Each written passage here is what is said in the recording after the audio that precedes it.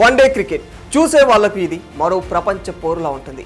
World cup కానీ world కప్గా గుర్తింపు తెచ్చుకున్న ఛాంపియన్స్ ట్రోఫీలో ఇప్పటి వరకు అన్ని జట్లు సత్తా చాటుతూనే ఉన్నాయి. చెప్పాలంటే దాదాపు 3 దశాబ్దాల తర్వాత పాకిస్తాన్ ఓ ఐసీసీ టోర్నీకి వేదిక అయ్యింది. కానీ భారత జట్టు మాత్రం పాకిస్తాన్ గడ్డపై అడుగు పెట్టడానికి ఇష్టపడలేదు. క్రికెట్ రంగంలోనే రిచెస్ట్ బోర్డు అని ఐసీసీనే ప్రభావితం చేయగల సత్తా ఉందనే పేరుంది బీసీసీఐకి. ఇంతటి శక్తివంతమైన బోర్డు పాక్ గడ్డకు తమ ఆటగాళ్లను పంపించేందుకు ఎందుకు వెనకడుగు వేసింది అని చాలా మంది ఆలోచించారు. వాస్తవానికి పాకిస్తాన్లో ఛాంపియన్స్ ట్రోఫీ అనగానే ఒక్క భారత్ మాత్రమే కాదు, దాదాపు అన్ని దేశాలు ఒకంత వెనకడుగు వేశాయని చెప్పుకోవచ్చు. ఇక భారత్ ఏదైతే జరుగుతుంది అని ఊహించిందో అంతలోని ఆ ప్రమాదం జరిగిపోయింది.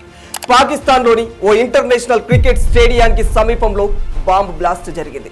ఈ ప్రమాదంలో ఇప్పటికే 5 మరణించారు, ఇంకా పదుల సంఖ్యలో గాయపడ్డారు. దీంతో ఆ దేశంలో ఛాంపియన్స్ ట్రోఫీ ఆడేందుకు వెళ్లిన విదేశీ జట్లు ఒక్కసారిగా వణికిపోతూ ఉన్నాయి. వాస్తవానికి పాకిస్తాన్లో టోర్నమెంట్ ఏర్పాటు చేస్తే బ్లాస్టింగ్స్ జరిగే ప్రమాదాలు ఉన్నాయని భారత్ ముందు నుంచే మొర్రో మొత్తుకుంది.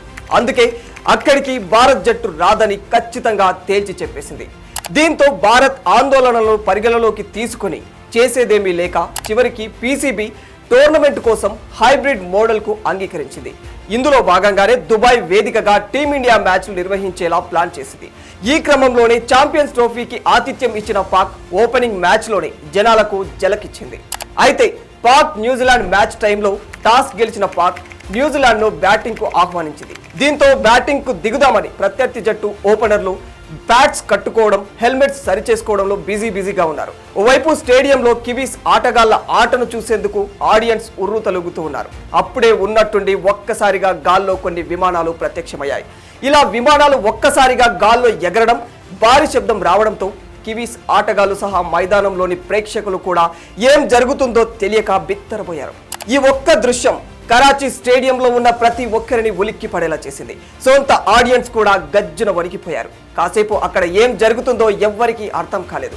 అసలు ఇలా విమానాలు ఎక్కడి నుంచి వచ్చాయి, మేము ఉంటామా, ఇక మా పని అయిపోయినట్టేనా అనే భయం అక్కడున్న ఆడియన్స్, ఆటగాళ్లు అనే తేడా లేకుండా అందరి కళ్ళల్లో కనిపించింది. కానీ వాస్తవానికి అవి ఛాంపియన్స్ ట్రోఫీ ఆరంభం నేపథ్యంలో సెలబ్రేషన్స్ లో భాగంగా రంగుల్ని చిమ్ముకుంటూ వెళ్ళిపోయాయి. ఇక్కడ మనం మాట్లాడుకోవాల్సిన విషయం ఏమిటంటే, గాల్లో విమానాలు రావడం వల్ల, హఠాత్తుగా పెద్ద సౌండ్స్ వినిపించడం వల్ల స్టేడియంలో ఉన్నవారు భయపడలేరు. పాక్ దేశపు అభద్రతా భావం వల్ల భయపడ్డారు. తాలిబాన్లు, టెర్రరిస్టుల అటాక్లతో అక్కడ నిత్యం జరిగే మారణ హోమాల వల్ల భయపడ్డారు. ఇంకా చెప్పాలంటే గతంలో పాకిస్తాన్ గడ్డపై ప్రత్యర్థి జట్టులకు ఎదురైన అనుభవాల వల్ల భయపడ్డారు. ఒకసారి 80వ దశకం చివర్లో పాక్ భారత్ మధ్య కాశ్మీర్ విషయంలో ఉద్రిక్తతలు తారాస్థాయిలో కొనసాగుతున్న రోజులవి. అలాంటి టైంలో అనూహ్యంగా భారత జట్టు పాక్ పర్యటనకు వెళ్లాల్సి వచ్చింది. 1989 నుంచి 1990 మధ్యలో జరిగిన సీజన్లో కృష్ణమాచారి శ్రీకాంత్ నేతృత్వంలో భారత జట్టు 4 టెస్టులు 3 వన్డేలు ఆడేందుకు పాక్కు వెళ్ళింది. ఈ టూరులో అన్ని టెస్టులు కూడా డ్రాగా ముగిశాయి. వన్డే సిరీస్ ను పాక్ జట్టు కైవసం చేసుకుంది. అయితే కరాచీ స్టేడియంలో ఫస్ట్ మ్యాచ్ జరుగుతుండగా ఎవరు ఊహించని ఓ సంఘటన జరిగింది. పాక్ జట్టు బ్యాటింగ్, భారత్ ఫీల్డింగ్ చేస్తుంది. ఆ సమయంలో ఓ వ్యక్తి స్టేడియంలోకి నేరుగా దూసుకుని వచ్చాడు. బహుశా ఎవరైనా అభిమాని తమ ఫేవరెట్ ప్లేయర్ను కలవడానికి అయి ఉంటారేమో, సిబ్బంది అతన్ని అడ్డుకుంటారులే అనుకుంటూ భారత ఫీల్డర్లు తమ స్థానాల్లో ఉండిపోయారు. అయితే ఆ వ్యక్తి పిచ్ను సమీపించే కొద్దీ అతని ఉద్దేశం ఏమిటో ఆటగాళ్లకి అర్థమైపోసాగింది. కాశ్మీర్ భారత్ వ్యతిరేక స్లోగన్లతో ఈ పర్యటనకు భారత్ టీం ఎందుకు వచ్చిందని భారత్ ఆటగాళ్లపైకి దూసుకుని వెళ్ళాడు. అయితే ఆ వ్యక్తి సరాసరి కృష్ణమాచారి శ్రీకాంత్ దగ్గరికి వచ్చి ఏదో అన్నాడు.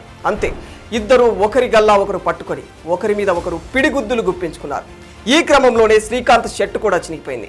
ఇంతలో అంపైర్లు జోక్యం చేసుకుని అతన్ని అడ్డగించి మైదానం నుంచి లాక్కుని వెళ్ళిపోయారు. ఈ ఘటన తర్వాత శ్రీకాంత్ తన షర్టును మార్చుకుని వచ్చాడు. అసలేం జరగనట్లు ఆట యథావిధిగా జరిగిపోయింది. కానీ ఇదే మ్యాచ్ లో మరో భారతీయ ఆటగాడు మహమ్మద్ అజారుద్దీన్ పై మెటల్ హుక్ తో దాడి జరిగింది. ఇక అదే టూర్ లో జరిగిన మరో ఘటన గుర్తు చేసుకుంటే, కరాచీ స్టేడియంలో 3వ వన్డే మ్యాచ్ జరుగుతుండగా 28 పరుగులకు పాక్ 3 వికెట్లు పోగొట్టుకుంది. అది సహించలేని అభిమానులు భారత జట్టు ఆటగాళ్ల మీదకు రాళ్లు విసిరారు. పాక్ కెప్టెన్ జావేద్ మియాందాద్ అభిమానుల్ని శాంతపరిచేందుకు ప్రయత్నించినా ఏం లాభం లేదు. చివరకు టియర్ గ్యాస్ ప్రయోగించి చెల్లాచెదురు చేసిన పరిస్థితి అదుపులోకి రాలేదు. దీంతో మ్యాచ్ను రద్దు చేసి తిరిగి లాహోర్లో ఆ మ్యాచ్ను నిర్వహించారు. ఇక 2009 శ్రీలంక జట్టుపై పాక్ పర్యటనలో జరిగిన దాడి క్రికెట్ చరిత్రలో బుల్లెట్ల అక్షరాలతో లిఖించబడింది. అవును, మీరు విన్నది నిజం. టెస్ట్ మ్యాచ్ జరుగుతుండగా ముసుగులు కప్పుకొని వచ్చిన కొందరు వ్యక్తులు తూటాల వర్షం కురిపించారు. ఈ ఘటనలో 6 పోలీస్ ఆఫీసర్లు చనిపోయారు. లంక టీంతో ఆటగాళ్లు, అధికారులు 7 గాయపడ్డారు. ఘటన తర్వాత ఎయిర్ లిఫ్ట్ ద్వారా క్షతగాత్రుల్ని ఆసుపత్రికి తరలించారు. అప్పటి నుంచి క్రికెట్ చరిత్రలోనే అదొక చీకటి రోజుగా అభివర్ణిస్తూ ఉంటారు. ఈ ఘటన తర్వాత చాలా దేశాలు తమ జట్లను పాకిస్తాన్కు పంపేందుకు భయపడ్డాయి. ఇప్పుడు మరోసారి 2025 ఫిబ్రవరి 28న పాకిస్తాన్లో ఊహించని భారీ బ్లాస్టింగ్ జరిగింది. పాకిస్తాన్ ఆత్మాహుతి బాంబు పేలుడుతో దద్దరిల్లిపోయింది. పేషావర్ అనే ప్రాంతంలో ఈ బాంబు బ్లాస్టింగ్ జరిగింది. ఈ ఘోర బాంబు పేలుడు ప్రమాదంలో 5 మంది స్పాట్లోనే మరణించారు. పదుల సంఖ్యలో ప్రజలు తీవ్రంగా గాయపడ్డారు. గాయపడ్డ వారిలో దేశ విదేశాలకు చెందిన వారు కూడా ఉన్నారని సమాచారం. ఈ బాంబు బ్లాస్టింగ్ తో పాకిస్తాన్ ప్రభుత్వం ఒక్కసారిగా అలర్ట్ అయిపోయింది. వెంటనే సహాయక చర్యలను ముమ్మరం చేసింది. ఇక్కడ మరో విషయం ఏమిటంటే ఈ బ్లాస్టింగ్ పాకిస్తాన్లోని ఓ ఇంటర్నేషనల్ క్రికెట్ స్టేడియానికి సమీపంలో జరిగింది. దీంతో పాకిస్తాన్లో ఉన్న 6 విదేశీ జట్లు గజగజ వణికిపోతూ ఉన్నాయి. త్వరలోనే పాకిస్తాన్ వదిలి దుబాయ్ వెళ్లిపోవడానికి ప్లాన్ చేస్తున్నట్లు కూడా తెలుస్తుంది. ఇప్పుడు అర్థమైందనుకుంటా ప్రపంచ దేశాలకు పాక్ గడ్డపై భారత ఆటగాళ్లను ఎందుకు పంపలేదు. వాస్తవానికి పాక్ క్రికెట్ జట్టు ఇప్పటిదాకా 10 సార్లు భారత్తో పర్యటించింది. 1989 ఘటనలో పాక్ గడ్డపై భారత్కు మానని గాయాలుగా మిగిలిపోయాయి. ఆ ఘటనల తర్వాత కూడా భారత జట్టు 3 సార్లు పాక్ పర్యటనకు వెళ్ళింది. కానీ మునుపటిలా పరిస్థితులు లేవిప్పుడు. ఆర్టికల్ 370 రద్దు తర్వాత పాక్తో భారత్కు దౌత్యపరమైన సంబంధాలు పూర్తిగా క్షీణించిపోయినట్లే తెలుస్తుంది. పైగా ఇమ్రాన్ ఖాన్ అరెస్టు తర్వాత రాజకీయంగానూ పాక్లో సంక్షోభం ఏర్పడింది. ఒకవైపు ఉగ్ర దాడులు, ఇంకోవైపు అనుమానాస్పద రీతిలో ఉగ్ర నేతలు హతమవుతుండడం, ఇవన్నీ కూడా తీవ్ర చర్చనీయాంశంగా మారిపోయాయి. ఈ సమయంలో పాకిస్తాన్ దేశం భారత ఆటగాళ్లకు భద్రత కల్పించడం అనేది ప్రశ్నార్థకమే అవుతుంది.